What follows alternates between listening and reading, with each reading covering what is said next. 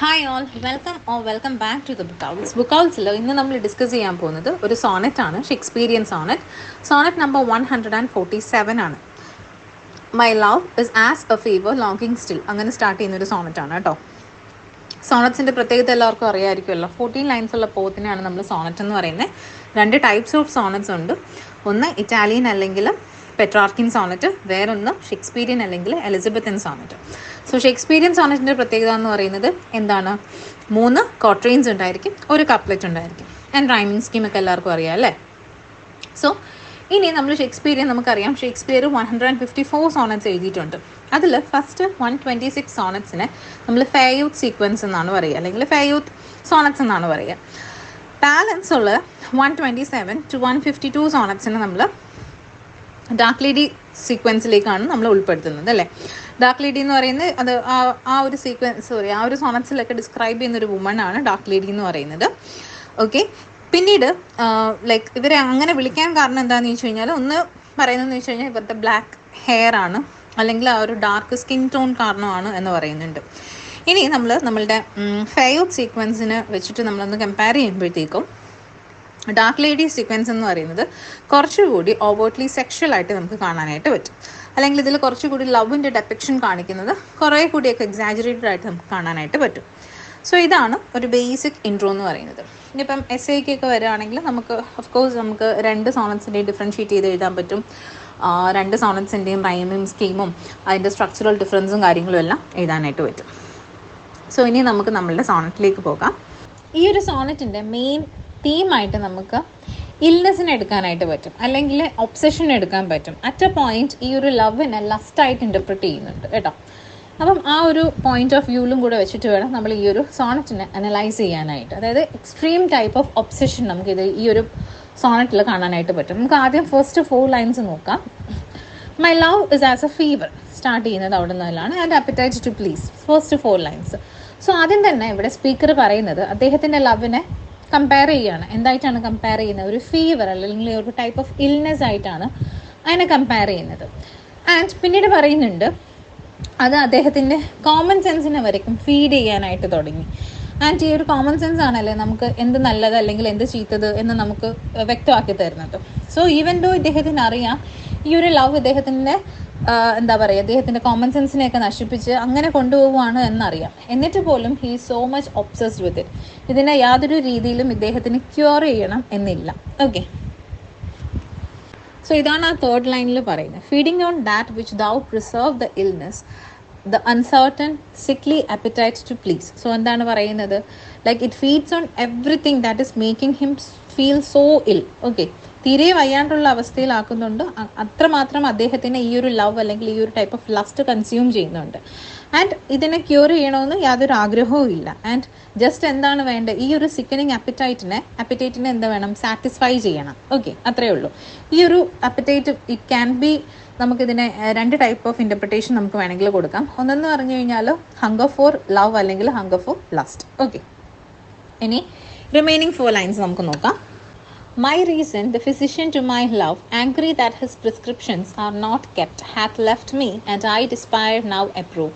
Desire is death, which physic did expect. So അതാണ് next 4 lines. So എന്താണ് പറയുന്നത്? ഇനി ഇദ്ദേഹത്തിന് ഒരു ഫിസിഷ്യൻ ഉണ്ട്, അല്ലെങ്കിൽ ഒരു ഡോക്ടർ ഉണ്ട്.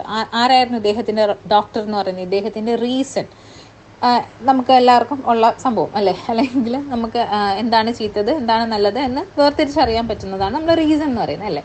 സോ ഇദ്ദേഹത്തിൻ്റെ സെൻസ് ഓഫ് റീസൺ ആയിരുന്നു ഇദ്ദേഹത്തിൻ്റെ ഡോക്ടർ എന്ന് പറയുന്നുണ്ട്. ആൻഡ് ഇദ്ദേഹത്തിൻ്റെ ഈ ഒരു ലവ് സിക്നെസ്സിനെ ഈ ഒരു ഡോക്ടറായിരുന്നു ട്രീറ്റ് ചെയ്തുകൊണ്ടിരുന്നത്. ആൻഡ് പിന്നീട് എന്താണ് പറയുന്നത്? ആൻഡ് നൗ അദ്ദേഹത്തിൻ്റെ ഫിസിഷ്യൻ അദ്ദേഹത്തിനോട് ഭയങ്കര ആംഗ്രിയാണ്. എന്തുകൊണ്ടാണ്? ഫിസിഷ്യൻ പറഞ്ഞ കാര്യമൊന്നും ഇദ്ദേഹം ഫോളോ ചെയ്തില്ല. ഓക്കെ, അതുകൊണ്ട് ഈ പ്രിസ്ക്രിപ്ഷൻസ് ഒന്നും മര്യാദയ്ക്ക് ഫോളോ ചെയ്തില്ല. അതുകൊണ്ട് തന്നെ ഹി ഹാസ് ലെഫ്റ്റ് മീ, എൻ്റെ റീസൺ തന്നെ വിട്ടുപോയിരിക്കുന്നു എന്ന് പറയുന്നു, അല്ലെങ്കിൽ the reason it self has abandoned him. Okay, and ഇനി ഇദ്ദേഹത്തിന് അറിയാം.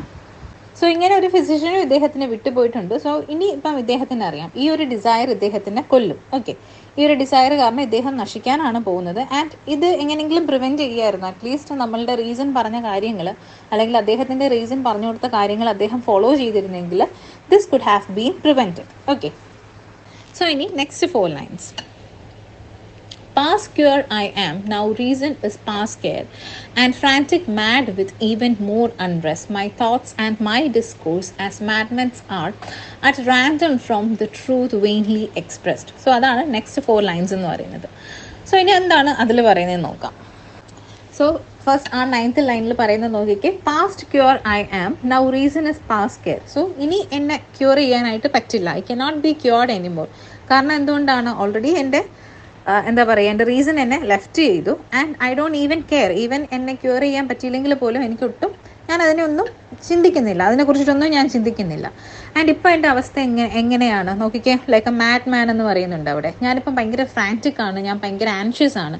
ആൻഡ് കോൺസ്റ്റൻ്റ്ലി നമ്മുടെ സ്പീക്കർ എന്ന് പറയുന്നത് ഭയങ്കര റെസ്ലെസ് ആണ്, just like A mad man. Okay, ഇനി ഇദ്ദേഹത്തിൻ്റെ ചിന്തകളും അതല്ലെങ്കിൽ ഇദ്ദേഹത്തിൻ്റെ ചിന്തകളെല്ലാം എങ്ങനെയാണ്, ഒരു മാഡ് മാനിനെ പോലെയാണ് എന്ന് പറയുന്നുണ്ട്.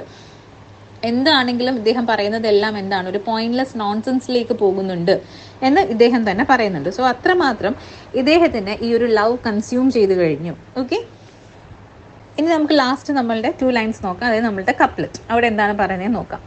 For I have sawn thee fair and thought thee bright, who art as black as hell, as dark as night. So ഇത് ഡയറക്റ്റ് ഒരു അഡ്രസ് ആണ് ടു ദ ഡാർക്ക് ലേഡി, കേട്ടോ. ആൻഡ് ഇതിൽ എന്താണ് പറയുന്നത്, ഞാൻ ഇങ്ങനെയൊക്കെ ആവാൻ കാരണം എന്തുകൊണ്ടാണ് എന്നാണ് പറയുന്നത്. Okay, because like I have sworn thee fair എന്നാണ് പറയുന്നത്. നീ നല്ല ബ്യൂട്ടിഫുൾ ആണ്, അല്ലെങ്കിൽ നീ വളരെ വേർച്വസ് ആണ് എന്ന് ഞാൻ വിചാരിച്ചു. Okay, for I have sworn thee fair and thought thee bright. ഇവിടെ ബ്രൈറ്റ് കൊണ്ട് ഉദ്ദേശിക്കുന്ന virtuous. Okay, and fair is beautiful. Okay, and who art as black as hell, as dark as night. ഇത് ഒരു ടൈപ്പ് ഓഫ് കേഴ്സിങ് പോലെയാണ് ഇതിൽ reflect ചെയ്യുന്നത്. And പക്ഷെ നീ എങ്ങനെയാണ്, ഞാൻ വിചാരിച്ചിരുന്നത് നീ വളരെ ബ്യൂട്ടിഫുള്ളും വളരെ വേർച്വസും ആണെന്നാണ്. പക്ഷെ നീ എങ്ങനെയാണ്, നീ വളരെ black and also you R evil. ഇവിടെ മേ ബി ബ്ലാക്കിന് ആ ഒരു സ്കിൻ ടോൺ അങ്ങനെ ആയിരിക്കില്ല മീൻ ചെയ്യുന്നത്. ഓക്കെ, ബ്ലാക്കിന് നമ്മളിപ്പം ബ്ലാക്കിനെ മിക്കവരും അസോസിയേറ്റ് ചെയ്ത് പറയുന്ന ഒരു നെഗറ്റീവ് സൈഡിലേക്കല്ലേ. സോ അതാണ് ഇവിടെ ഉദ്ദേശിക്കുന്നത്. ഓക്കെ, ആൻഡ് എങ്ങനെയാണ് പറയുന്നത്, ഇപ്പം നീ ആക്ച്വലി ഞാൻ വിചാരിച്ചിരുന്നത് നീ വളരെ ഫെയർ അല്ലെങ്കിൽ ബ്യൂട്ടിഫുള്ളും വളരെ വേർച്വസും ആണെന്നാണ്. പക്ഷെ അതിൻ്റെ നേരെ ഓപ്പോസിറ്റാണ്, ഫെയറിൻ്റെ ഓപ്പോസിറ്റ് ആയിട്ടാണ് ഇവിടെ ബ്ലാക്കിനെ ഉപയോഗിക്കുന്നത്. Okay, and you are black and also you are just evil as hell itself. Okay, and you are dark as night. So ഇങ്ങനെയാണ് ഈ ഒരു പോം അല്ലെങ്കിൽ ഈ ഒരു സോണറ്റ് ഇവിടെ എൻഡ് ചെയ്യുന്നത്. സോ ഓവറോൾ നമ്മൾ ഈ സോണറ്റിൻ്റെ ഒരു തീം നോക്കുകയാണെങ്കിൽ നമുക്കിതിൽ ലവും ഡിസയറും കാണാൻ പറ്റും. Okay, love and desire versus reason. ഇദ്ദേഹം ആദ്യം തന്നെ പറയുന്നുണ്ട് ഇദ്ദേഹത്തിൻ്റെ റീസൺ ഇത് ഒരു പക്ഷേ ക്യൂർ ചെയ്യാൻ പറ്റുമായിരുന്നു, പക്ഷേ ഇദ്ദേഹത്തിൻ്റെ റീസൺ പറയുന്നതൊന്നും ഇദ്ദേഹം കേട്ടില്ല അല്ലെങ്കിൽ ഫോളോ ചെയ്തില്ല. അതുകൊണ്ട് തന്നെ റീസൺ ഇദ്ദേഹത്തിനെ അബാൻഡൻ ചെയ്ത് പോയി. ആൻഡ് ഹീ ഈസ് നൗ എന്താ പറയുക, റിപ്പയർ ചെയ്യാൻ പറ്റാത്തൊരു സാഹചര്യത്തിലാണ് എന്ന് പറയുന്നുണ്ട്. സോ ഇവിടെ നമുക്കൊരു ക്ലിയർ കോൺഫ്ലിക്റ്റ് കാണാൻ പറ്റും. Love and desire versus reason തമ്മിലുള്ള ഒരു ക്ലിയർ കോൺഫ്ലിക്റ്റ് നമുക്ക് കാണാൻ പറ്റും. ഇനി ഈ ഒരു പെർട്ടിക്കുലർ സോണറ്റ്, അതായത് സോണറ്റ് നമ്പർ 147 നമ്മൾ ഡിസ്കസ് ചെയ്യുമ്പോഴത്തേക്കും ലവിനെ ഒരു സിക്നെസ് ആയിട്ടാണ് പറയുന്നത്. ആൻഡ് ഓൾസോ ഇത് ഇദ്ദേഹത്തിനെ ഏത് വേർജിലേക്ക് വരെയും കൊണ്ടുപോകുന്നു, ഒരു പ്രാന്ത് പിടിച്ച ഒരവസ്ഥയിലേക്ക് വരെ, അല്ലെങ്കിൽ നമുക്ക് തന്നെ ഒരു ഫ്രൈറ്റനിങ് ആയിട്ട് തോന്നുന്ന ഒരു അവസ്ഥയിലേക്ക് ഇദ്ദേഹത്തിനെ കൊണ്ടുപോകുന്നു. ഈവൻ ദോ സ്പീക്കറിന് ആദ്യമേ അറിയാമായിരുന്നു ഈ ഒരു ലവ് എന്ന് പറയുന്നത് ഇദ്ദേഹത്തിന് എന്താ പറയുക, കംപ്ലീറ്റ്ലി ക്യാപ്ചർ ചെയ്ത് കംപ്ലീറ്റ്ലി ഡിസ്ട്രോയ് ചെയ്യുന്നുണ്ട് എന്ന് ഇദ്ദേഹത്തിന് അറിയാമായിരുന്നു. പക്ഷേ he was much beyond repair, അല്ലേ. ഇദ്ദേഹത്തിന് അത്രമാത്രം അത് കൺസ്യൂം ചെയ്ത് കഴിഞ്ഞു. സോ ഈ ഒരു സീക്വൻസിനെ നമുക്ക് എന്താ പറയുക, ഒരു ഡാർക്ക് സൈഡ് ഓഫ് ലവിനെ ഡെപ്പിക്റ്റ് ചെയ്യുന്ന രീതിയിൽ നമുക്ക് അനലൈസ് ചെയ്യാനായിട്ട് പറ്റും. Okay, the speaker presents himself as a sick patient beyond saving. He deems his love a fever that makes him long for a very same thing that made him so sick in the first place. അല്ലേ, ഇദ്ദേഹത്തിന് ഈ ഒരു അവസ്ഥയിലേക്ക് കൊണ്ടുപോയത് ആ ഒരു love ആണ്. എന്നിരുന്നാലേ പോലും അറ്റ് എ പോയിന്റ് പിന്നീട് ഇദ്ദേഹം പറയുന്നുണ്ട് ഇദ്ദേഹത്തിന് ഇനി ക്യൂർ ചെയ്യേണ്ട കാര്യമില്ല, and he doesn't even care എന്ന് ഈ ഒരു സോണറ്റിൽ തന്നെ പറയുന്നുണ്ട്. And he is trapped in this destructive circle that over rights the sense of his reason.